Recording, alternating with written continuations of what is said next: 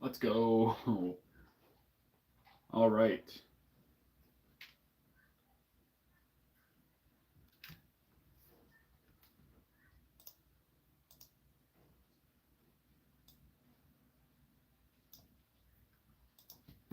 So today we are going to be talking about plant training, learning more about it, having a wow discussion about it, seeing what we can dig into when it comes to cannabis. Wow, not cannabis.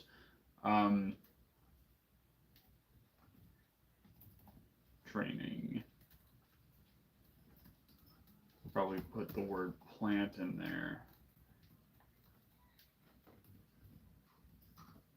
because now you can go to university, and I don't want to do research about that right now.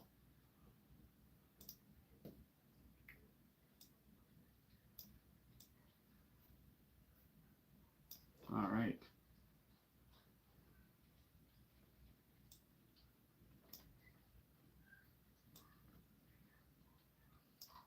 Getting my screens adjusted here. There we go. Uh, so, Introduction to Cannabis Plant Training aims to even the playing field and allow the lower suboptimal branches or subapical branches to the plant to receive light, which that's a pretty important use for training is to even out your canopy. Try to get all those top buds to be the same size, which in turn results in higher bud yields. Alternatively, some methods are focused on removing lower subapical layer altogether so that the focus is purely on the best flowering stems at the top. That is a pretty good summary of what we're going to be digging into today and talking about. And sorry, this stream is featuring the sugar gliders that are right next to you, and I'm sure you can hear the scratching and whatnot. I hope they don't bother you guys too much, and I really hope they don't end up being too vocal for tonight. But um, growweedeasy.com, complete guide to cannabis plant training. I think that might be a good place to start. So my goal for these streams is kind of to dig into a topic, search the web, and see what we can find, articles and whatnot. One day I will be a high-tech streamer and be able to do a screen share, and you guys will be able to see the screen along with me. But for now, you guys are just gonna have to take my word or just decide to get free help home grow from grow experts. I'll go ahead and pass on that for now. So, complete guide to cannabis plant training. So, we got what are our sections up in here? Bending and securing part of the plants for one, low stress training, no technique plant training. I never heard no technique plant training. Oh, no, like growing a plant without training it, if that's what that means. Screen of green and super cropping, which I've done pretty much all of those. I don't actually know if I've grown a plant without training it, so I take that back, actually. Um, Two, damaging or removing parts of the plant in a strategic way. We got topping and fimming, which I've done both of those. Manifolding, I am not familiar with that term, and defoliation, which I hope we're all doing defoliation at some point or another. Manipulating timelines to get faster yields. 12 on 12 from seed, don't recommend. Sea of green, which can be beneficial, especially if you're allowed to have a lot of plants, but that can be very limiting depending on your local laws. So always consult those. I don't condone breaking the law. You can go away for a long time for no reason if you decide to break the law. But let's go to no technique plant training. This is the cannabis plant training in its most basic form. if it's your first grow and you want to keep things simple, or if you don't have much time and want to do the bare minimum to get results, this is for you. The main stem was bent over 90 degrees when the plant was very young so that all the lower branches were able to come up and become main colas. Okay, so they're talking about just keeping it bent over, but you're not actually doing a lot to maintain that form. You're just bending it 90 degrees so all the side branches can see the light and grow towards it, without actually putting in a whole lot of extra effort. So that is a very beneficial technique, and I've actually done something similar with a G13 back in the day. Let's scroll back up to the top. Super cropping. Um, that's when you bend a bunch of the branches over. Thank you for the like. I really appreciate it. If you guys are getting value out of this stream so far, go ahead and hit the like button as well. It really helps out with the YouTube algorithm, getting this video to more people and also helping share information. Sharing videos also does that. But anyway, let's get back on track with super cropping. So, as far as I'm familiar, it's just kinking that stem so it stays kind of over but can grow towards the light, and just kind of does the same thing the no technique training was doing. This technique is a more extreme kind of bending, and it is used for stems that are too tall but have become woody and difficult to bend. With super cropping, you soften up the stem first before bending, which you should always do. Every single time you're going to bend a stem, I don't care if it's the brand new growth or the more barky lower growth that's harder to manipulate that you need to take your time on anyway. Always take your time unless you don't care about losing your branches. Always take your time with softening up the stem. And if it does not want to be trained for one reason or another, maybe you're having a nutrient problem and it's unusually brittle, or something's going on with the plant and that section just does not want to get loose, don't force it unless you are willing to lose a branch. Okay, so soften up the stem first before bending it at an extreme angle. Super cropping can be incredibly helpful towards wrangling an out of control plant. I like to use a combination of topping, fimming, and Cushman chiropractics to stump my higher growth. Legion's Laboratory, that is a very um, elaborate tactic and very effective, from the sounds of it. What combination of topping slash fimming? So I imagine you're doing that part in the veg stage to kind of slow down the top branches from getting any topper, because that's a sentence. And then Cushman Chiropractics, which I really love Cushman Chiropractics. If you've never seen them performed, you don't know what it is, go look it up. Cushman will come up teaching that technique, and it's fantastic. Super low stress, doesn't bend your branches at all, but it still gets that training in. To stump my higher growth. Yep, I really love the sound of those techniques coming together. I've done fimming in the past, when you guys do your spread your branches a little as well to promote outward growth. When you guys top, do you spread your branches? Okay, so when I top, I don't do any bending because I don't like doing high stress and low stress training at the same time. You can get away with it, but if you're going to be topping, you're going to be stunting the top growth anyway, and the side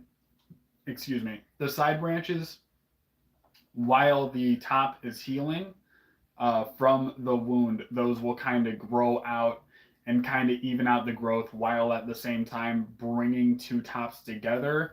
It can be cultivar specific how effective the branches are going to start growing. If you're topping while your plant isn't exhibiting branches yet, sometimes that can take a couple weeks to catch up.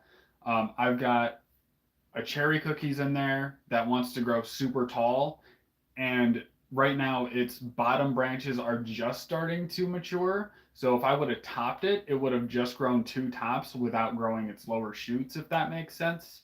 Whereas a white widow I have in there started growing its branches very early on, and it's starting to become a mini bush. Um, so if I top that one, it might be a lot more likely that I would have a more even canopy, but I'm doing low stress training. I think I'm just going to do a low stress training technique for my grow in its entirety. Just keep those plants bent down and do it that way. But you can do either way. Um, it's just I like to do one or the other, and that's just kind of my preference. But if your plants can handle it, it will be no issue if you want to tackle it that way.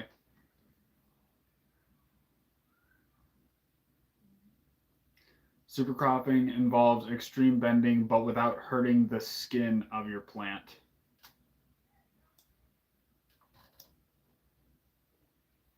And then screen of green is right under that. Do you guys want me to read the screen of green, or do you guys kind of get the idea?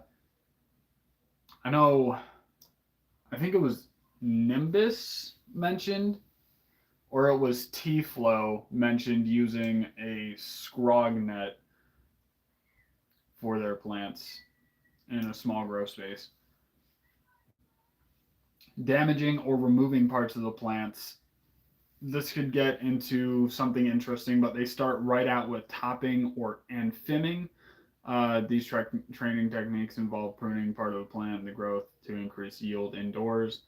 Um, so we can go over fimming because not a lot of people know what that means, especially if they're starting out. And my fan base is a lot of beginners, which I target beginners because I want to I want to be able to make it kind of a more welcoming space and do a lot of the basics and the stepping stones into it, especially since it's not like I've been growing for like 30 years or anything. But in this next picture, notice how plant is short, splits at one point near the base of the plant. The split is where the plant was topped or finned, and the apical dominance was broken. As a result, the plant turned many stems into main colas instead of only growing big buds at the main stem, which they're showing a very, very thick colid plant, and I wish I could show you guys. But if you want to go to the growweedeasy.com and look at their training, you will be able to see these pictures as well. And then they show some diagrams on how to do it. Both the fimming and the topping technique, which fimming, you don't cut the top completely off. You cut a little bit above that, and you cut like those main leaves from what I understand, and just barely nick that top, and it'll slow down that top growth, and then you'll keep that main cola while at the same time getting a lot of other ones.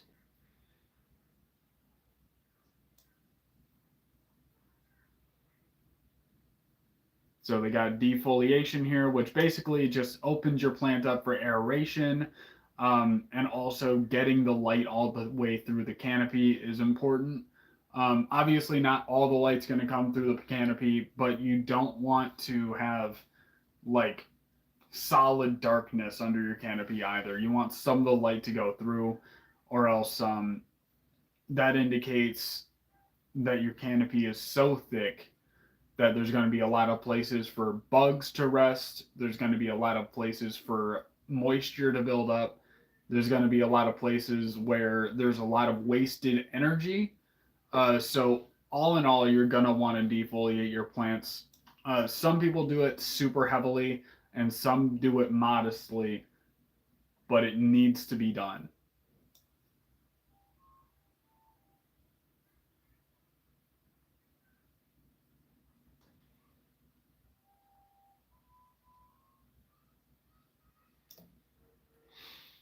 manipulate timelines, which I don't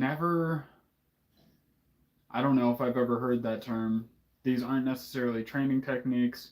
Oh no, they're just manipulating, okay, the time. So it's 12 from seed. This is a technique of trying to make seedlings start flower as soon as possible by giving them a 12-12 light cycle from seed. The idea is to get a harvest as quickly as possible. So with your indicas, um, they're gonna, okay. So with the 12-12, your plant does require some time to not be flowering to get its like leaves that are actually going to do the photosynthesis for the process. Defoliation is so cultivar specific for me, coming from Nimbus. If it is leafy and bushy, it's gotta go. But my sour heads run didn't have that much biomass, so it was way less defoliating. Um, so is that just a personal preference for you, Nimbus, that you don't like super bushy plants? Because I can understand that they can be kind of a pain sometimes. But the point I was trying to get across is it's not going to be an 8 week harvest from the get go, from that germination breakthrough. Your plant is going to force itself to go through a little bit of veg time before it starts actually putting on buds. But I don't know how the plant grew this high. It looks like it's like a 15-inch, if not like 2 foot tall plant. I do like bushy plants, but you do have to be effective in managing them. You will you will end up with so many covered bud sites if not. Yeah, that's for sure, man. I've had a lot of plants where I didn't defoliate enough, and you can look back at a lot of my like my Grow With Me series. I'm pretty sure I had this problem. My Grow With Me too. I also probably had that issue, but especially with the White Widow, G13, the Wedding Cake had the opposite issue where it got dense all the way down. So, and I was really good at defoliating that plant. But I've had a ton of plants where I just could not get the defoliation down. A lot of pink tsunamis, actually. I think there were like 3 or 4 pink tsunami plants where I just did not defoliate enough because I assumed um, the buds were going to be bigger a little bit further down, where I should have just pruned all the way to the top and just had it stretch and put on fresh new growth with the stretch and also get those dense nugs I was looking for. So Legion's Laboratory, Thimming stands for F I missed. You take roughly 90% of the tip and it will get multiple tips, 4 to 6 on average, but they aren't as large as if topped, but have a lower recovery time. Yep, those are good points. I've only filmed once or twice, so I don't have a lot of experience with it, so I can't really explain it super well. Does your White Widow have tight internodal spacing?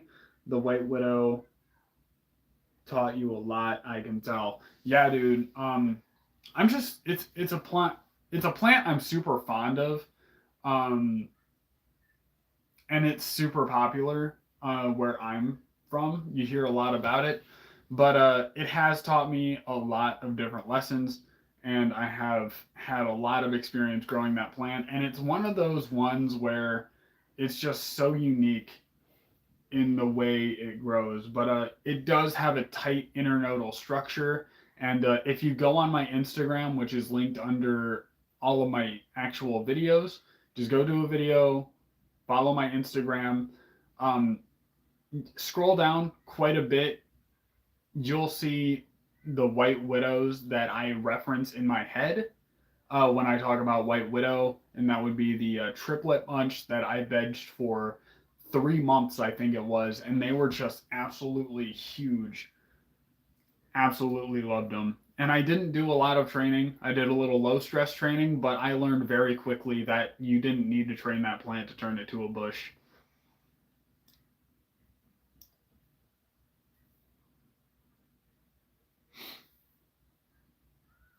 Sea of Green. So this one is one of those ones where you're really going to have to reference the law when it comes to it, because technically I could do a Sea of Green with 12 plants because that's what I'm legally allowed.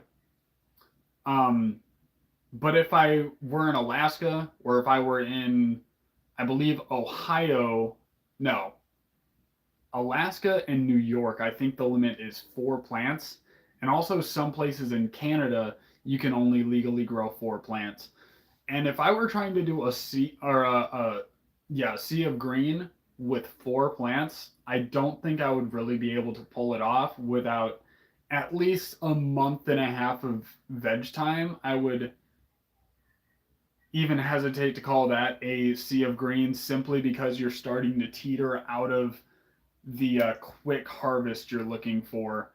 Because if I do have that plant limit, that this kind of rules it out because I want a higher yield. So you would go with a screen of green in that case, in my opinion. But if you don't smoke a lot or use a lot of herb, then I guess a sea of green for 4 plants could be suitable to somebody. I just think I would have to venture out past the range which I could throw a rock, I suppose. But is related to the 1212 from Seed. Hey, Nimbus, thank for the membership, man. I really appreciate the generosity. And I cannot wait to see you on Saturday morning when I'm going to be doing a live stream at 10 a.m. Just joined, brother. I saw it and I love it and I appreciate it, man. So, anyway, Saturday, membership only. You're going to want to join 10 a.m. Eastern Standard Time. We're going to be talking about land races. We're going to be doing something similar to this, except I will have a mug of coffee and possibly some other things that YouTube doesn't particularly like. But hey, let's do it for the members, right? Let's do it for the members. But yeah, we're going to talk about land races. We're going to learn about them. We might even be able to. I don't know actually what we're going to be able to get into, because these even with something as simple as pH, man, you were there for the pH stream, and we got into stuff that I just did not know. And it was exciting. I had a great time. The main idea is to let the seedlings grow for about 4 to 5 weeks before immediately switching them to the flower stage, which 4 to 5 weeks, if they're talking veg time, I assume they're talking like right from seed. Happy to support you in your content creation journey. Been watching you since the seedling video. Are you talking about the seedling video that got like over 30,000 views? Because that was a long time ago. That's like a what I would qualify as an OG video. I think that was my first grow after getting kicked out. ADHD OG, cheers, brother. Love to have you here, man. Your big seedling video, yes, sir. I appreciate it, man. I was so hyped when I first saw that video blowing up. I was on a high, let me tell you, man. I was having a great time over in my auto manufacturing job. I've been watching. I appreciate having you here, man. ADHDOG. Is there a strain called ADHDOG, or do you call yourself that because you have ADHD? Legion's Laboratory, hell yeah, Nimbus. Shout out to Nimbus. Let's get some love. Let's throw down some likes for Nimbus. And some shout outs in the chat. I'd love to see it. Many growers will also top their seedlings by removing the tips of the seedlings when they have about 4 to 6 pairs of leaves. So that's very early on. So much good content in that video. If you guys haven't seen that one, yeah, so if you guys just go to my channel page and you go to videos and sort by popular, the video he's referencing will be the first one. It is my most viewed video on this channel, and it got me so much value and just a lot of exposure to people who would not know my story, know my journey, and be there to see my weed grow, you know?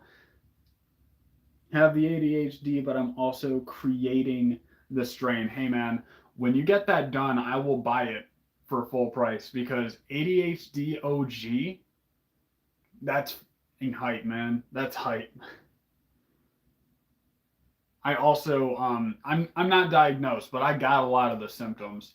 I will keep you guys updated if I get diagnosed with ADHD because I'm pretty sure I got it. I'm pretty sure you have to have it to be a content creator. But ADHD OG, good luck in breeding from Nimbus. It is the most tedious yet rewarding thing. Yep.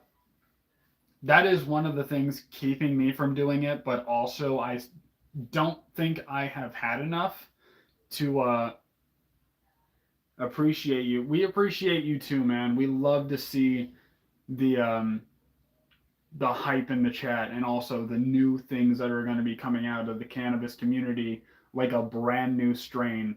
What are the parents of that ADHD OG? What are you working with, man? And what kind of effects and stuff are you going for? Nathan 420, love to see you, man. ADHD cheers. Hashtag GTGT420. ADHD OG sounds good like a sativa. I'm down. Hell yeah, man. I'm really hype about it. I hope he drops down some information about that strain so we can kind of get a sneak peek of what we're in for.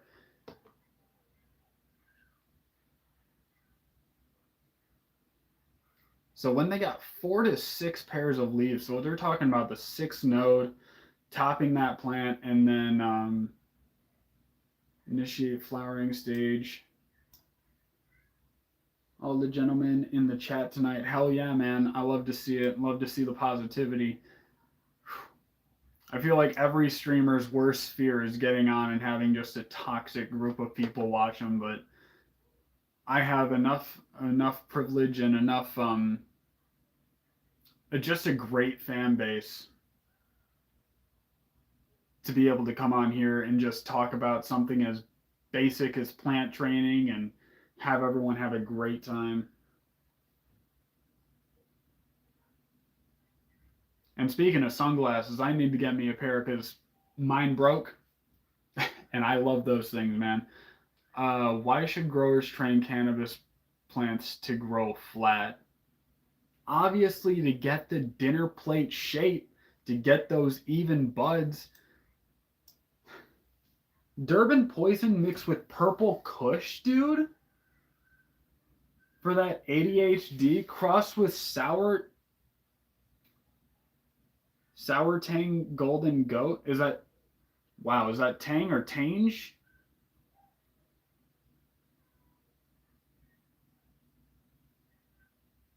It's because you run these streams well, man. We really appreciate you interacting with us. Makes you want to chat. Hey, man, I'm all about chatting. And believe it or not, reading articles can get boring. So I love your chats a lot. Tangerine. Okay. Sour tangerine mixed with golden goat and Durban poison crossed with purple kush. So I've never had sour tangerine or golden goat, but I've had a Durban poison, and I'm pretty sure I've crossed paths with purple kush. So when I saw those two, I was about it. ADHD, get out of here. I love golden goat and Durban poison. I smoked Durban poison out of a local dispo in Maine when I went to visit, and that was pretty dope. The Realio Delio banger, man.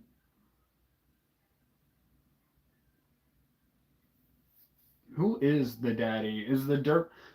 My money is on the Durban poison slash purple Kush being the female.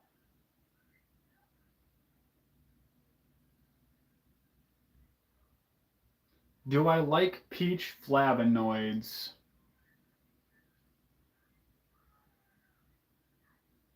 Hmm.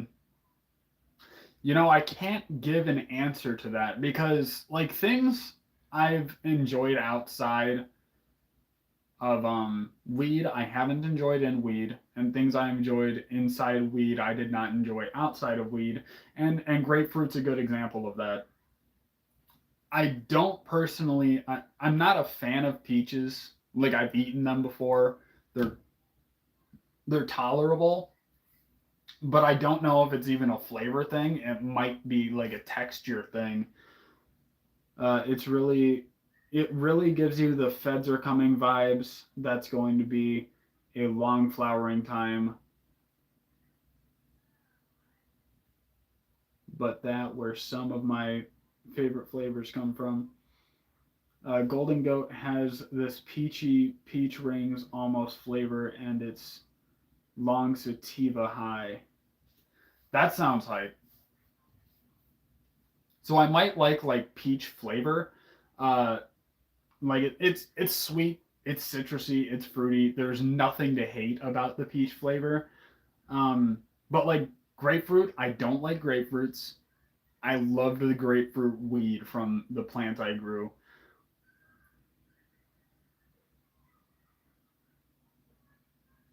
Sativa high, I'm always a fan of a good sativa high, especially when I'm doing streams. Right now, I'm on some. I smoke some of this cookie butter breath from Rare Michigan Genetics. If you guys have never heard of Rare Michigan Genetics, they're a breeder in Michigan. Check them out.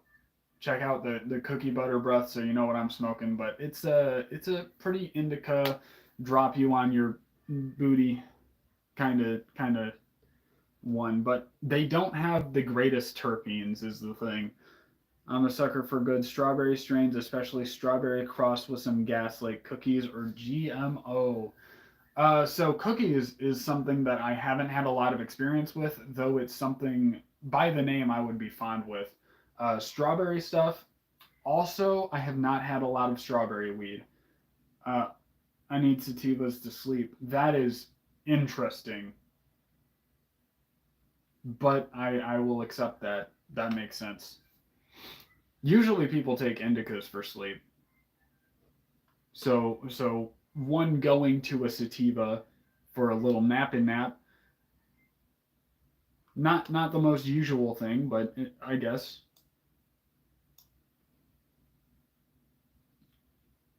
Did Thug Pug breed that? He does allow all the breath strains,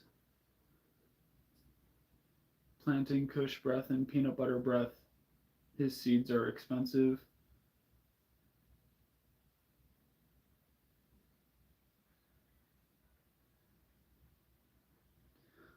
Tips or pointers for outdoor. So I will give some tips and pointers for outdoor. Um, but I want to respond to Nimbus real quick. So Rare Michigan Genetics, I believe they breed their own genetics. So they probably it's a cross between wedding cake and peanut butter breath.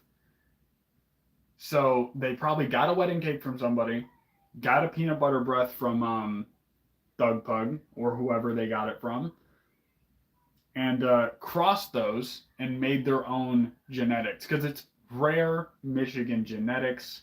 It's not something that's going to be available everywhere. ADHD causes stimulants to work, depressive vice versa. That makes sense. Yeah, my ADHD makes everything work differently on me. Yeah, no, that makes sense. The same thing for like caffeine making you drowsy and all that. Blah blah blah. Yeah, no, that makes sense.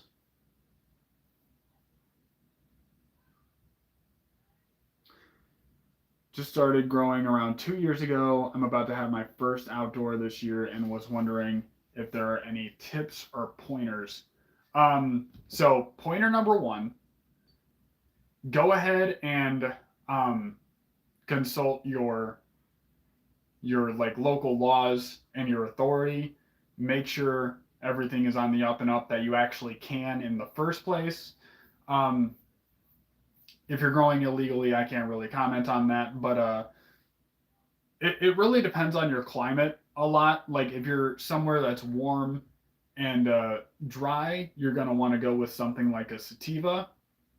If you're somewhere where it's like cold or it's colder weather and you don't get as much sun, you'll go for like an indica. So I'm in Michigan, which is actually a weird place because we're super hot and humid in the summer, but we get cold really quick come September and October.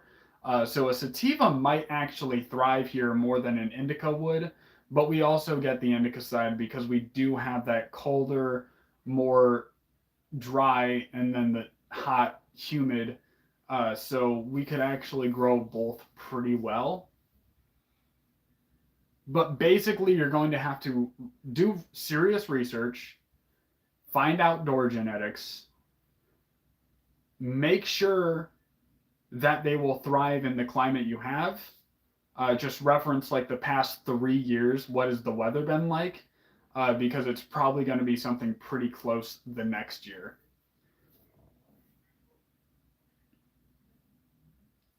Porkaholic, what's up, homie? How you doing tonight? Wayne Brady, good to see you. What's up again, dudes and dudettes? Wayne in the chat, boys. Got them both in 10 gallons. Cocoa Perlite and Genetics are Fast Buds 420. I'm growing 2 Pineapple Express in the strain. Is the strain. I live in Oklahoma and it's all legit. Yep. So if you're following the laws correctly, Pineapple Express, I would have to look up the Leafly, but hey, man, we all love a good.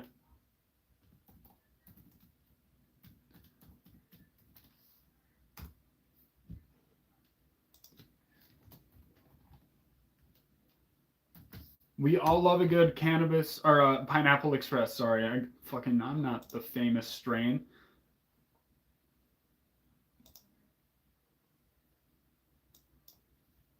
Oklahoma has such amazing ground sediment for moisture retention. Very important thing to pay attention to is your moisture retention.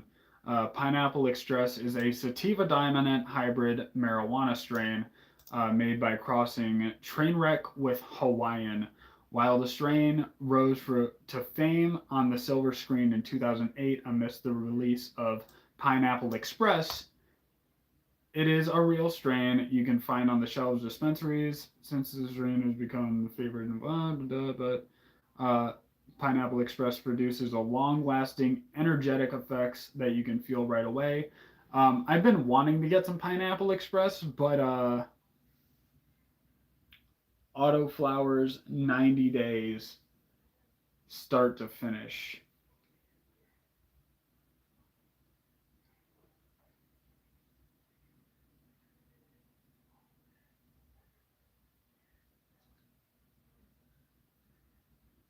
How fast do Fastbud 420 seeds claim to go? Are they like an 8 week sativa?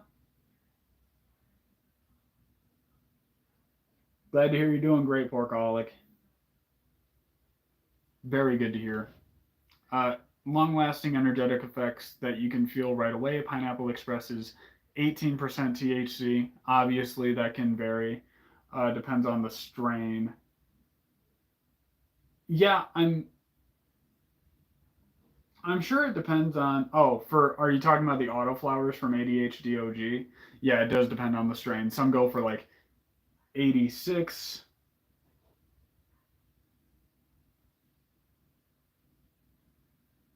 There's a lot of their strains. Nimbus, are you talking about the autoflower from ADHDOG, or are you talking to Nathan 420 about his fast bud pineapple expresses? I'm kind of confused. Maybe it's an AB conversation. I just need to see my way out of it. Back to this.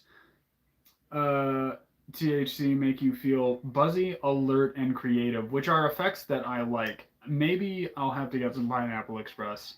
The best time to smoke Pineapple Express is in the morning, afternoon, and early evening hours. Talking about the company Fast Buds. All right. Great water retention, but very little nutrition in their soil, hence why they gave it to the natives, but some of their best cannabis laws in the country.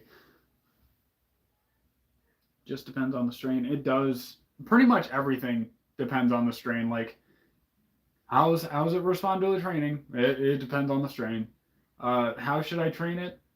Depends on the strain. What humidity should it be at? Depends on the strain. Temperature, nutrients, everything is gonna be. You're gonna have to learn to talk to your specific plant and just kind of over time learn the side effects of if I teeter too far on this end, it does this, and if I teeter too far on this end, it does this, which is one of the big reasons I'm such a proponent for cloning, which in itself is kind of its own plant training technique.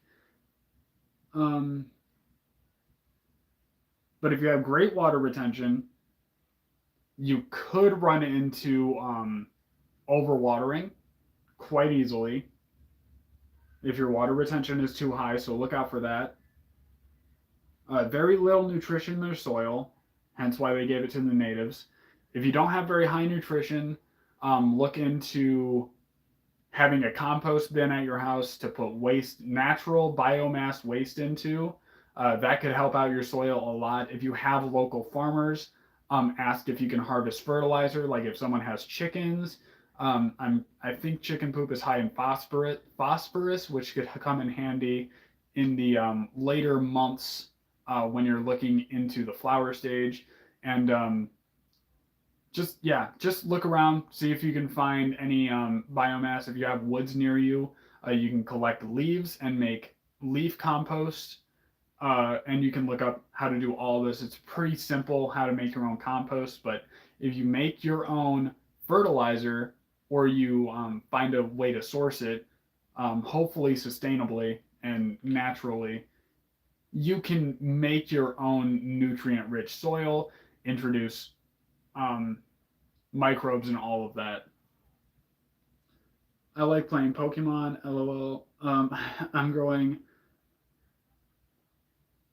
So Wayne Brady, I'm growing my first auto, was a freebie. I'm on day 15 above ground. Strain is HOTS from 2020 Reddit. Had bad reviews, but it took a few people 100+ days to flower. That's being wild. That is a long time. It's like playing Pokemon. You got to choose your winter plants and train them up right. Yeah, yeah, no kidding. It is like Pokemon. I have Fast Buds, Trop Cookies, Purple Lemonade, and Wedding Cake Fast Flowering. Great company. That sounds like a great lineup.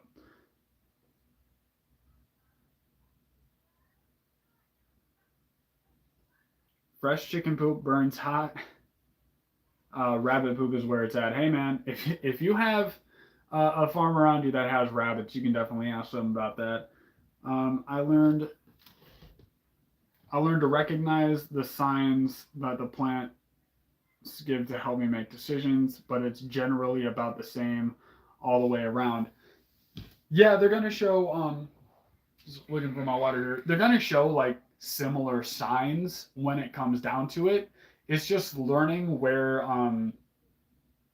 let me think of how to phrase this. Learning where the tolerance optimal range is for that specific plant. So if you're talking about like just for visualization's sake, imagine every single tolerance looks like the pH scale where it's just a bar and there's a range where it's green, yellow, and red. I learned to 100% New York alpaca poo. Hey man, shipped direct. Flex. Get them. You know where I can get alpaca poo? Right next door. Oh, I learned something about using lemons for pHing. I was told that lemons have a harder time keeping the soil at a good pH level. I mentioned lemons for pHing the other day. Yep, lemon juice for pHing water, not for pHing soil. But if you want to go back and look at how to do pHing, um, I did that in my stream last night, all about pH. We learned some different ways to pH the soil that could actually probably help you if you're having those kind of issues. My raspberry ripple is a big eater. Definitely have to stay on top of its transplants in smaller pots.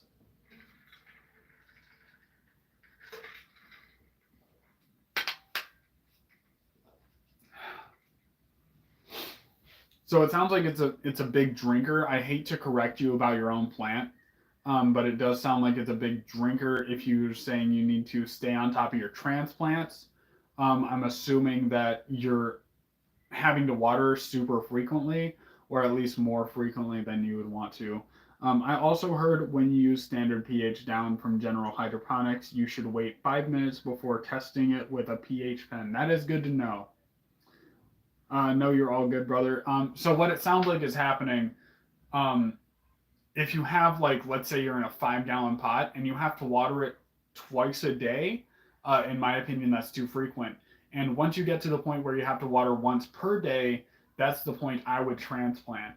But the difference between being a high feeder and a high drinker is, yeah, I was also told the same. I top trained based on height, and I had runts this grow. Guess who got no training?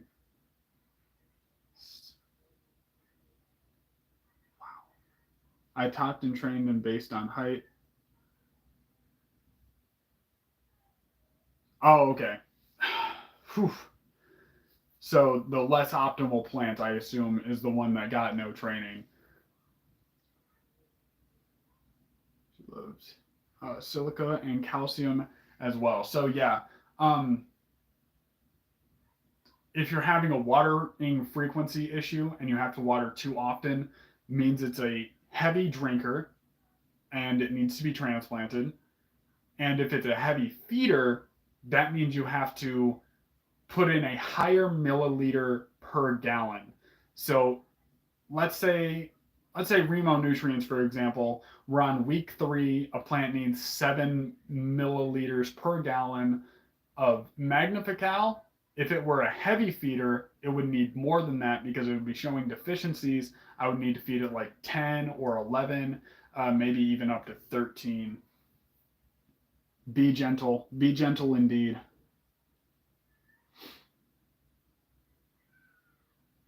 But yeah, I'm sure that the training the plants around the shorter plant to be as tall as the shorter plant actually helped the shorter plant more than the tall plants. And I'm sure it appreciates that very much. And you are a good parent, Legion's Laboratory.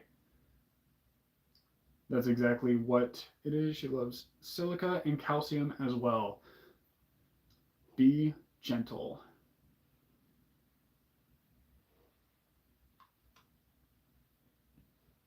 Let's see if we can actually find some growing stuff.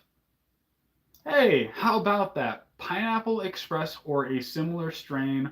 Order online, same day pickup delivery in white in this town. Right at Hikers Cannabis.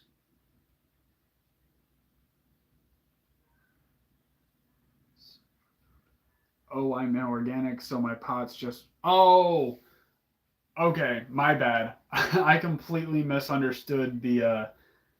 I completely misunderstood the assignment. So yeah, no, your situation's completely different. I'm a synthetic grower. I got synthetics on the mind. Pods for food, and they just do end up being big drinkers. Yeah. So, question, since you grow organics, Nimbus, is living soil different than organics?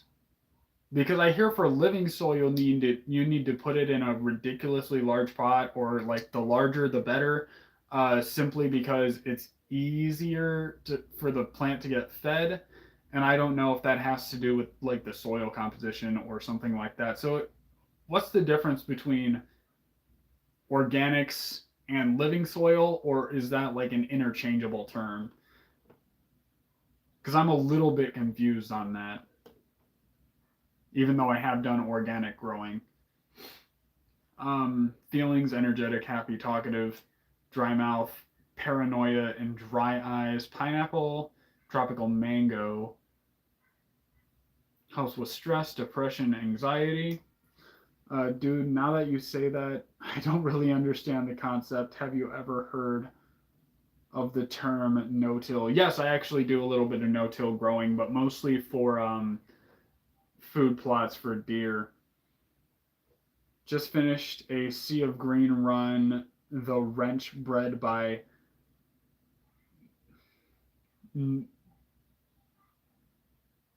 Kurt KR38TVE. Is that supposed to be so? Wretch bred by that word that may be a word, may not be. Is it supposed to be pronounced creative? Oh, creative. I see it now. Um, so wretch bred by creative. Okay, fantastic. So, from my understanding, it's essentially the living soil is microbe rich. Thank you, ADHDOG. Yeah, sometimes when I'm really high and I'm trying to read, shit gets really fucking weird real fast. But when you say no-till living soil, typically means you're running in grassroots fabric breads and have worms actually in your soil.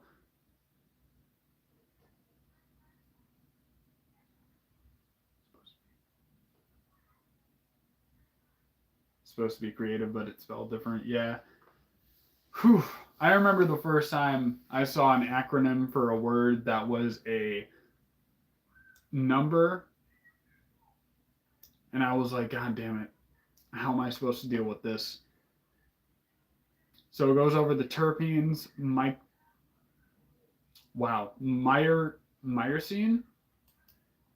uh, creol, creophyline. We got herbal, pepper, and pine. So pinine is the or pine. Jesus fucking Christ! People need to spell terpenes like normal words. So you're constantly just feeding the worms with the dying roots and shit. It's a whole system. Build a Soil does that on YouTube. Whew. Yeah, so the soil food web is. I do not do that stuff. No worries. Or no worms in my pots. Yeah, I don't do that either. So living soil means you got like nematodes and shit. Yeah, I'm good on all that jazz. I'll just stick with is there no information? 4-star review makes me feel like a slab of butter on a big old pile of flapjacks. That's a great review. I want to grow weed, not soil. Hey man, growing soil is important too.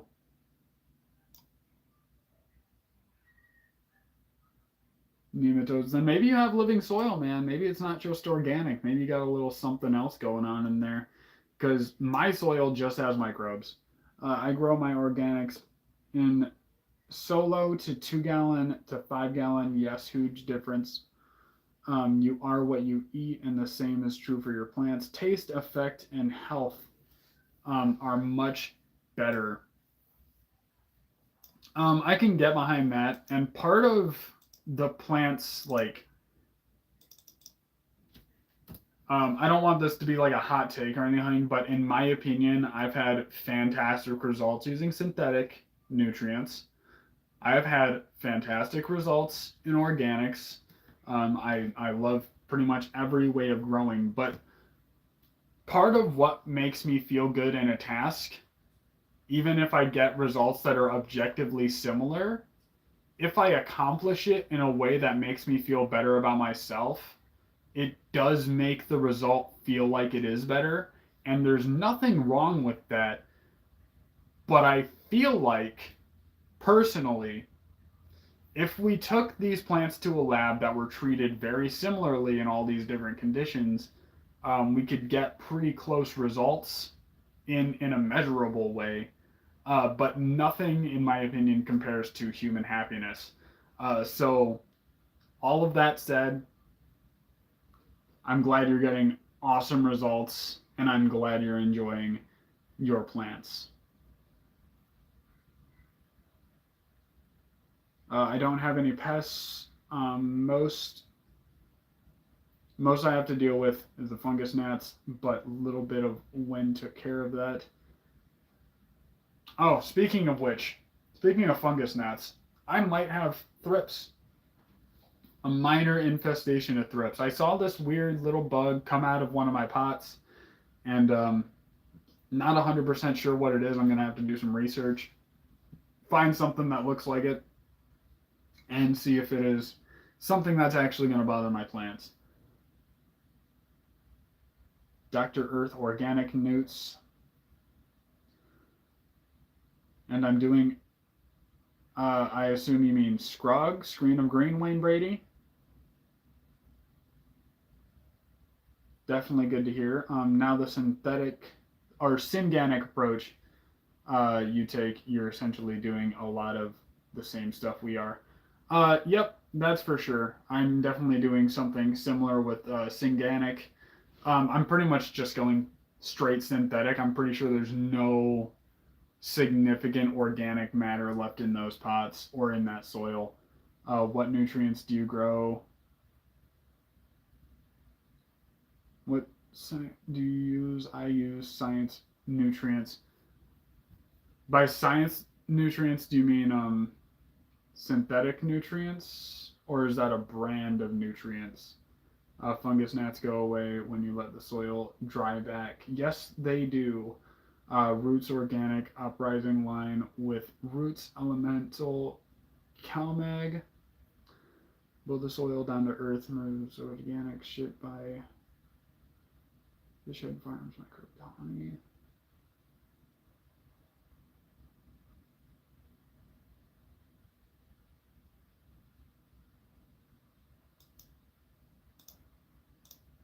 Hey, much love to you, man. Legion's Laboratory. We appreciate having you here. Always a pleasure to see you in the chat, man. I hope you have a good night. God damn it. Okay.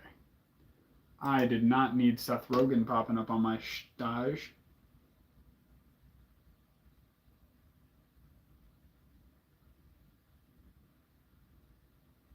Growth science nutrients. Okay, awesome. I use Remo nutrients currently on my grow.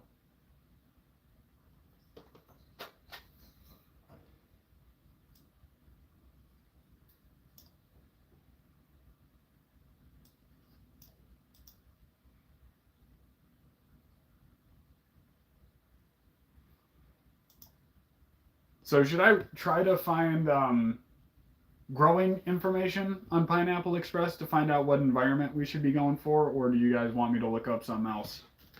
Maybe go back to plant training, quite possibly. We've been on here about an hour. It's going to about to be time to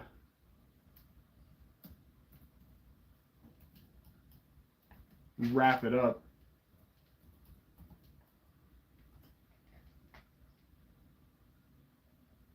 Seth makes great ceramics. Are you talking about Seth Rogen? So between 70 and 80 degrees Fahrenheit, so approximately 75, this strain thrives in temperatures and climate ranging between 70 and 80 during the day and slightly colder temperature at night. It's essential to maintain a stable temperature and humidity level within the grow.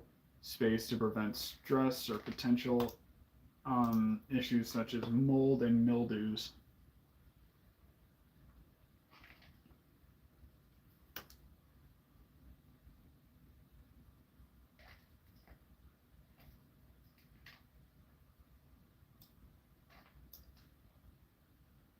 I'm seeing if I can find anything on humidity for that one. pH level 6 to 6.5 for the water. Those Hawaiian genetics are a little taller and hot weather, but they are good growers. How does it compare to a lemon kush? Are they comparable in any way other than the fact that they're both sativa? Because I've grown a good amount of lemon kush.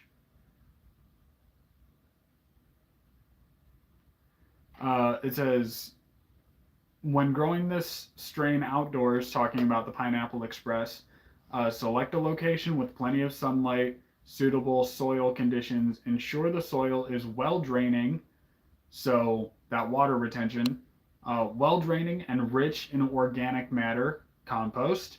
Consider using a large container of fabric pots to have better control over soil quality. So if you're growing, well, both have very wide pheno windows, so it's hard to compare plant to plant. Yeah, no, that makes sense. It can be hard. But we're getting more into the specifics here. It likes rich drainage, which a lot of cannabis plants do, but some more than others. And it looks like Pineapple Express is one of those ones where you're going to want to look out for that a little more. Consider using a large container of fabric pot to have better control over soil quality and root health. Additionally, protect your plants from strong winds by placing them near a fence or using windbreaks, which I say that would be pretty good general advice for growing any sativas. Like it warm and humid. Warm and humid. Using stakes or a trellis to support the branches of Pineapple Express strain plants is recommended. With sativas, anything that's a sativa dominant or grows like a sativa is going to grow super tall and lanky. And Pineapple Express, Lemon Kush, both probably have a decently large bud structure that's just going to pack on the weight, but also be not aerodynamic when it comes to those winds. So if you got a big armed cola waving out here and it's like 6 feet long, that's a lot of leverage even for a slight wind. And a lot of the outdoor winds are going to be a lot more brutal than your indoor fan, for example. This helps with the branches from bending or breaking under the weight of the dense buds and promotes better airflow. Afghanicus indicus versus Indicus indicus.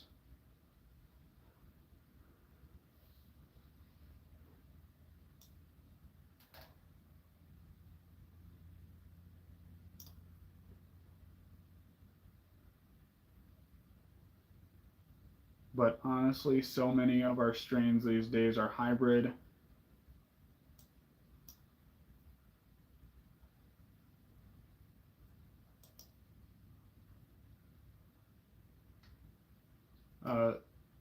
To some extent, very true. Yeah, our plants are. I'm not complaining, but the expression, they are hybrided to fuck.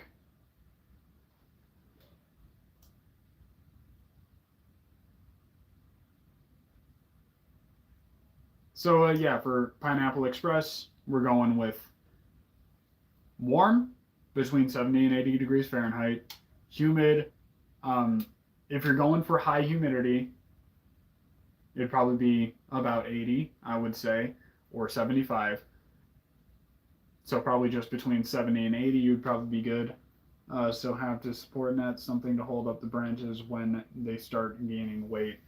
Yep, those support branches are super important when it comes to indoor cultivation to help gain more weight, and in outdoor, they help keep your weight from falling on the ground. In typicals, even typical indicas and sativas are usually a mix of both just for genetic stability. Yep, that's something to keep in mind too. Pretty much everything on the market today is a mix of both indica and sativa.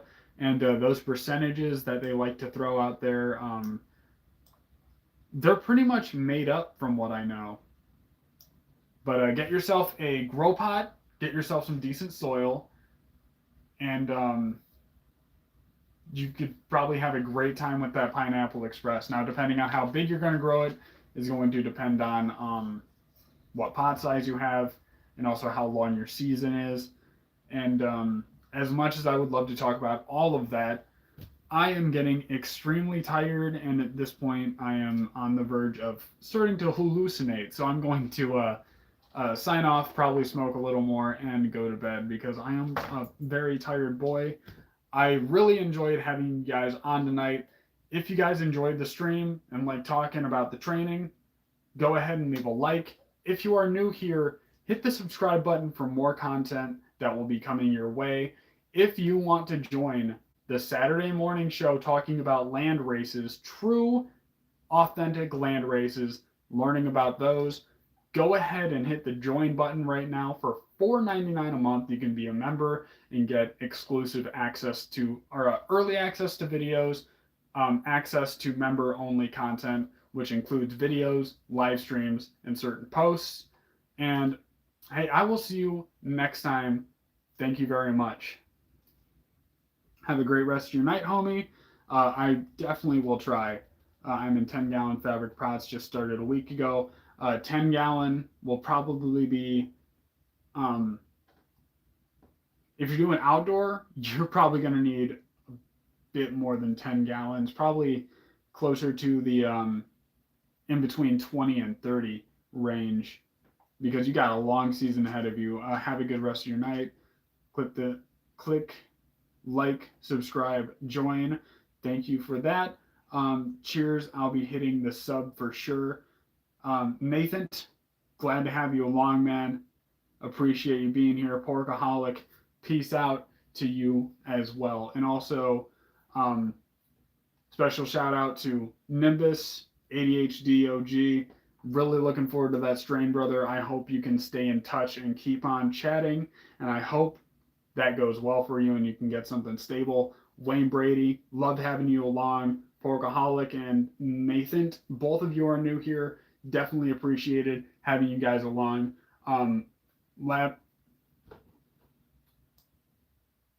Legion's Laboratory, he's not here right now, but appreciate having him in the chat as always. So I will see you guys next time.